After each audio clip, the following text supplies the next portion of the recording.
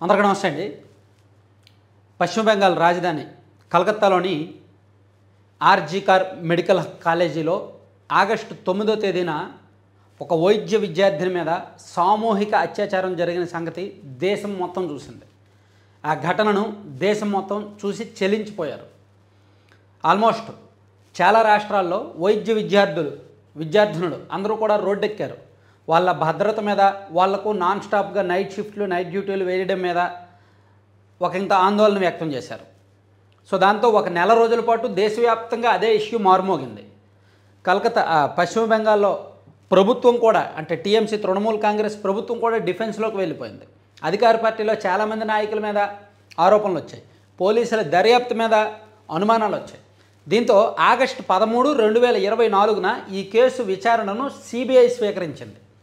అయితే ఈ ఘటన జరిగిన తర్వాత అనేక ట్విస్టులు, అనేక రకాల లీక్స్ వస్తూనే ఉన్నాయి. ఫస్ట్ ఏమో ఆ సంజయ్ రాయ్ అనే వ్యక్తి నేనే తప్పు చేశాను అని చెప్పి ఒప్పుకొని పోలీసులకు లొంగిపోవడం, పోలీసుల దగ్గర అవును నేనే చేశాను, ఏం చేస్తారో చేసుకోండి అని చెప్పడం. ఆ తర్వాత ఫస్ట్ పోస్ట్ మార్టం రిపోర్ట్లోనేమో అక్కడ స్పెర్మ్ కౌంట్ బాగా ఎక్కువగా ఉండటం, దీంతో సామూహిక అత్యాచారం జరిగింది అని ఫస్ట్ రిపోర్ట్ ఇవ్వడం. ఆ తర్వాత సిబిఐ విచారణ మొదలైన 10 రోజుల తర్వాత లేదు ఒక్కడే చేశాడు, ఇది సామూహిక అత్యాచారం కాదు అని సిబిఐ చెప్పడం, ఇవన్నీ జరుగుతూ వచ్చాయి.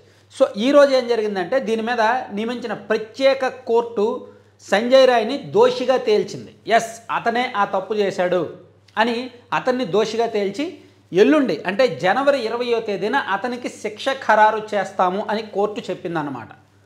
అయితే ఇందులో కొన్ని కొత్త ప్రశ్నలు, కొత్త ట్విస్టులు తలెత్తుతున్నాయి. సిబిఐ విచారణ చేపట్టిన తర్వాత సిబిఐ విచారణ తీరు మీద కూడా కొన్ని అనుమానాలు వచ్చాయి. అంతెందుకు బాధితురాలి తండ్రి ఆయనే స్వయంగా సిబిఐ విచారణ సవ్యంగా జరగలేదు అనే అనుమానాలు చెప్పాడు. అసలు సిబిఐ ఓవరాల్గా ఈరోజు కోర్టు విచారణ కూడా మమ్మల్ని రావద్దన్నారు. ఈరోజు ఓవరాల్గా ఈ విచారణ జరిగినంతకాలం అంటే ఈ 5 నెలల్లో కూడా మమ్మల్ని కేవలం 2 సార్లే సిబిఐ అధికారులు కలిశారు. అలాగే ఫస్ట్ ఛార్జ్ షీట్లో కూడా సంజయ్ రాయ్ని తప్ప ఇంకెవరిని కూడా నిందితులుగా పేర్కొనలేదు. దానికి సంబంధించి కూడా పూర్తి స్థాయి ఆధారాలు ఇవ్వలేదు. అలాగే మెడికల్ కాలేజీలో అప్పట్లో ప్రిన్సిపల్గా పనిచేసిన సందీప్ ఘోష్, అతని పాత్ర ఏమిటి అనేది కూడా పూర్తిగా నిర్ధారించలేదు. అతని విషయంలో కూడా సిబిఐ ఛార్జ్ షీట్లు వేయలేదు. ఇలా కొన్ని అనుమానాలను వ్యక్తం చేశారు. సో ప్రస్తుతానికి ఈ కేసులో కొన్ని అనుమానాలు ఉన్న ఈ సందీప్ ఘోష్, ఆ అప్పుడు ప్రిన్సిపల్గా పనిచేసిన వ్యక్తి అండ్ అతని సన్నిహితుడు ఒక అభిజిత్ మండల్, వీళ్ళిద్దరూ కూడా బెయిల్ మీద ఉన్నారు. సో వీళ్ళు బెయిల్ రద్దు చేయడానికి సిబిఐ ప్రయత్నించడం లేదు. అసలు వీళ్ళ పాత్రే ఏమీ లేదు అనేటట్టు సిబిఐ వ్యవహరిస్తోంది. అందుకే ఇక్కడ బాధితురాలి తండ్రే నేరుగా కొన్ని కామెంట్స్ చేశారు. సో మరి ఇదంటే దిగువ స్థాయి కోర్టు కాబట్టి కోర్టు ఇచ్చిన తీర్పు సంజయ్ రాయ్ని మాత్రమే దోషిగా తేల్చింది కాబట్టి ఇంకా ఆ తండ్రికేమో కొన్ని అనుమానాలు ఉన్నాయి. అతను సంజయ్ రాయ్తో పాటు మరో 6గురు ఉన్నారు అని అతను అనుమానిస్తున్నారు. ఆ ఘటనతో ప్రత్యక్షంగానో పరోక్షంగానో చాలామందికి సంబంధం ఉంది. కాలేజీ ప్రిన్సిపల్తో సహా తన కుమార్తె అంటే బాధితురాలి సన్నిహితులు, ఆమె రూమ్మేట్స్తో సహా కొంతమంది వైద్య విద్యార్థులు పాత్ర కూడా ఉంది అనేది ఆమె తండ్రి అనుమానం. సో అందుకే సంజయ్ రాయ్ని మాత్రమే కోర్టు దోషిగా తేల్చడం ఓకే, అతను కూడా తప్పు చేసి ఉండొచ్చు. కానీ మిగిలిన వారి పరిస్థితి ఏంటి? మిగిలిన వారి విషయంలో సిబిఐ ఏమైనా ఉదాసీనంగా వ్యవహరిస్తోందా?